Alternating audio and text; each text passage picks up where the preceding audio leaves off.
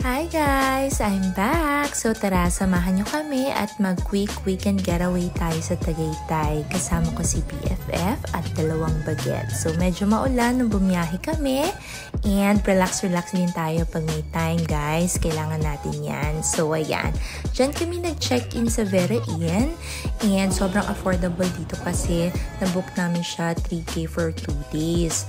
So ayan, sobrang linis and ang babait na mga staff nila. May pa-veranda. Ayan ang room namin. Queen size bed, complimentary coffee, aircon, TV, wifi. So, ayan ang veranda.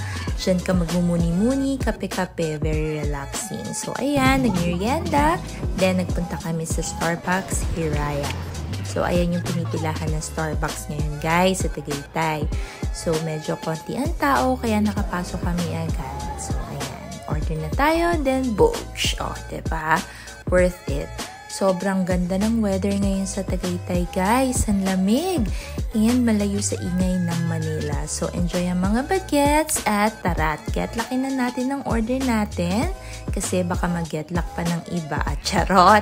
So, ayan. Tarat umupo at mag-update sa buhay-buhay. Ayan. Kapatid ng BFF ko, asawa niya, and anak nila. So, ayun lang, guys.